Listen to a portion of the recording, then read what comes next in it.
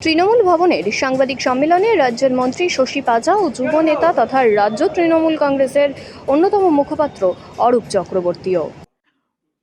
অমিত শাহজিকে কি দিচ্ছেন, ফুল দিচ্ছেন না শল দিচ্ছেন ইত্যাদি অরূপদা যে ছবি দেখাচ্ছে সেটা আরো ক্লোজ আপে দেখছে। এদের বিষয়বস্তু একটু বলতে হবে, কিন্তু এরা অত্যন্ত গুরুত্বপূর্ণ ভারতীয় জনতা পার্টির নেতৃত্ব। কিন্তু তারপর আরো কয়েকটি নাম আছে। তাহলে কি বিষয়বস্তু যেটা আমরা বলতে চাইছি, যে এই জয়দেব খান যার নাম এখানে রয়েছে, যার ছবিও দেখালাম, লক্ষণ ঘরুই যার নাম রয়েছে, তথাকথিত যদি কেন্দ্রের গৃহমন্ত্রীকে আপনি সি অফ করবেন, তাহলে ওই যে যারা দাঁড়িয়ে থাকবেন সব দিক দিয়ে, তার নিরাপত্তার দিক দিয়ে, এবং যারা দাঁড়িয়ে থাকবেন কারণ তিনি একজন প্রতিষ্ঠিত মানুষ, সেই প্রতিষ্ঠা যাদের দাঁড়িয়ে থাকবেন তাদেরও সেইভাবে আছে কিনা, তাদের কি নাম ডাক আছে ইত্যাদি সবটা দেখেই কিন্তু ভিভিআইপি কে রিসিভ করা কিংবা রওনা করা হয়।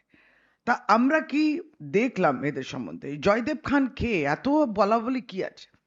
ক্রোনোলজিটা দেখবেন।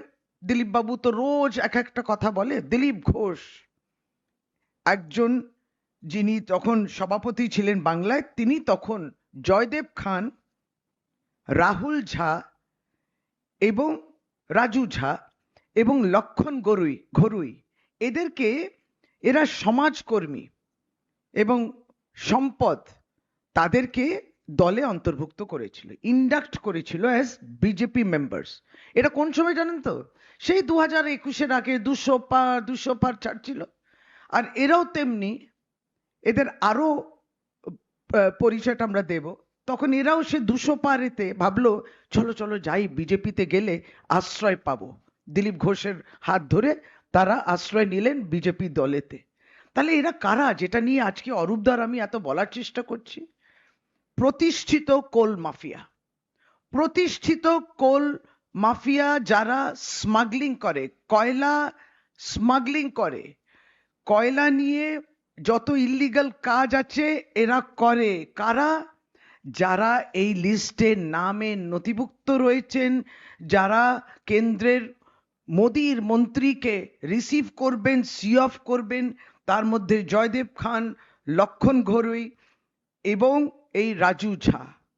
রাজু ঝার আগে তো বলতে হবে প্রয়াত রাজু ঝা কিভাবে প্রয়াত হলো, তার কাছে কি সংবাদ ছিল বিজেপির মধ্যে, যখন পরিবারে অন্তর্ভুক্ত হয়ে গেছে তার কাছে কি তথ্য ছিল, হঠাৎ একদিন সে মারা গেল কেন 2022 সালে, সেটা তো অবশ্য পুলিশের তদন্তের মধ্যে নিশ্চয়ই উঠে আসবে। কিন্তু বিজেপি নেতা এরা। তথাপি তার সঙ্গেও দেখলাম 2022 সালে কেন্দ্রীয় মন্ত্রী, আরেকজন মোদির মন্ত্রী প্রহ্লাদ যোশী এসেছিলেন। জয়দেব খানের সঙ্গে তার আলাপ হয়, আরে পুরনো পরিচয়, খুব ভালো পরিচয়, এত আন্তরিকতা তাদের মধ্যে। কোল মাফিয়ার সঙ্গে জয়দেব খান, কোল মাফিয়া, তার সঙ্গে এতটা পরিচয়, এবং মোদির মন্ত্রী বলছেন না আমি আর কোথাও থাকবো না। কেন্দ্রীয় মন্ত্রী, তিনি তো ইসিএল গেস্ট হাউসেও থাকতে পারেন। না আমি ওখানে থাকবো না, আমি রাজু ঝার বাংলোতে থাকবো, সে যেখানে আমায় রাখবে, কোল মাফিয়া রাজু ঝা যেখানে আমায় রাখবে আমি ওখানেই থাকবো। জয়দেব খান, কোল মাফিয়া যা বলবে প্রহ্লাদ যোশীকে সেটাই আমি শুনবো বলে প্রহ্লাদ যোশী ওখানে থাকলেন। এই সবটাই লিঙ্ক করুন গতকালকের অমিত শাহর ভাষণের সঙ্গে। এরপরে আমি অনুরোধ করছি অরূপদাকে এই বিষয়টাকে আরো এগিয়ে নিয়ে যেতে। নমস্কার। আমাদের রাজ্যের অত্যন্ত গুরুত্বপূর্ণ মন্ত্রী মুখপাত্র ডক্টর শশী পাজা আজকে ব্রিফ করেছেন কেন আমরা এখানে আপনাদের সাথে মুখোমুখি হয়েছি। দেখুন, আমি প্রথমে বলি বিজেপি ইমিউনিটির কথা। কিরকম ইমিউনিটি দেয় বিজেপি, এর আগে আমরা দেখেছি।